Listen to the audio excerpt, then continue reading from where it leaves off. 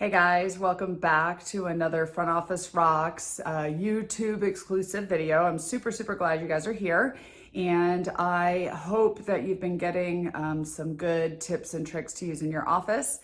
I've gotten some great feedback. People say they're going to go back to their office to talk to their team, which made me think about this video today, what I want to talk about today. And today I want to talk about communication.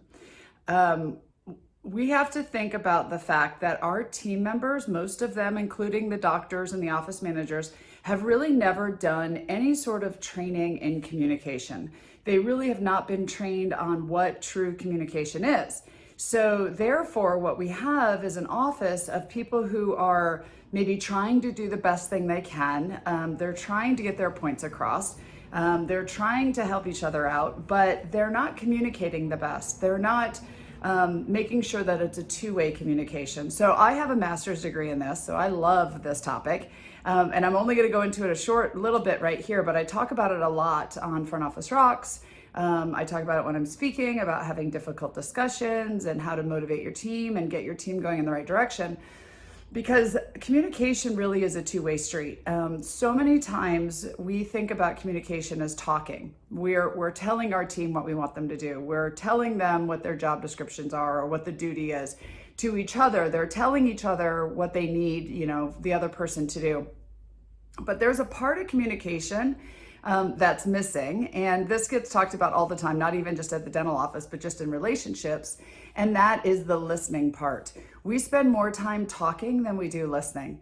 And if we could actually hone in and work on our listening skills and really understanding what people are saying and making sure what was said is heard, is really going to change how your practice flows. It's not only going to change for the doctor to the team, but the team members amongst each other, and then really honestly communication with your patients. Because so many times we talk a lot, but we don't listen to the patients. We don't make sure they understand what we said, and therefore patients cancel, don't show up, misunderstand when they're supposed to be there, all of that. So my suggestion is really starting to learn and work through a full communication cycle, really teaching your team what that looks like. And you can look this up online. You can come up Front Office Rocks. I can definitely help with that, but really understanding how communication works. And there's a couple of parts to it. It's the person who's talking, so the information, the person who's sending the information, and then the information that's being sent. So what is it that the person's saying? What is it that they're trying to get across to the other person? The next thing is how are they communicating it? Is it verbally? Is it non-verbally? Is it written? Is it, there's multiple ways that you can send communication from one person to the other. Then it has to go through the environment that it's in. So if there's a lot of noise, if there's a lot of, people are in their head, they're not really paying attention, that's noise that it has to get through. Then the person on the other end has to receive it, and they have to process the communication, and they may hear something different than the person said. So think about that telephone game that we used to play when we were kids. One person says something and then we whisper it in the ear and it goes around to 10 people. And when it comes back, it's totally different. That's exactly what's happening in the office. So we have to understand what's being sent, how we're sending it, who's sending it, what it's going through to get to the other person. Then that person has to hear it, process it, and then that person needs to give communication back through the same mode, through the noise, in a way that the other person who originally sent the communication can make sure that it's heard.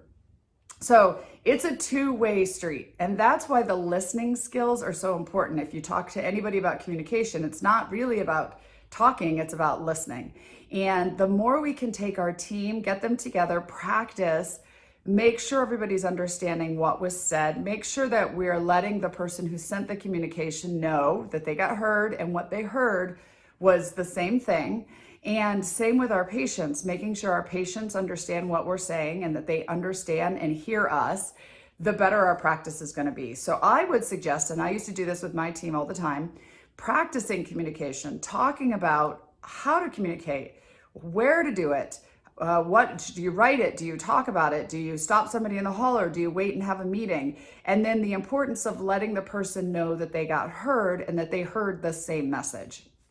This will help, not eliminate, help drama in the office, stress in the office. This will help, not eliminate, miscommunication between team members, between the doctor and the team.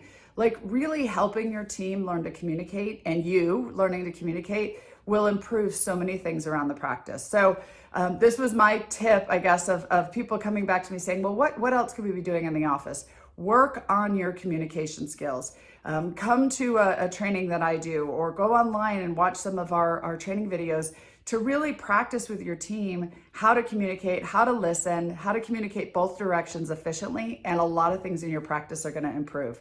So thanks for listening again. I hope that's something you could take back to your practice. Reach out to my team if you need any more help with this. I love communication. I love talking, in case you can't tell with all the videos I have on YouTube, and we're here to help. So thanks for joining. Subscribe below if you haven't already. Please tell your other dental family and friends to subscribe to this. I'm trying to get to 10,000 subscribers, so I need your help with that. And until next time, I'll see you guys later. Thanks.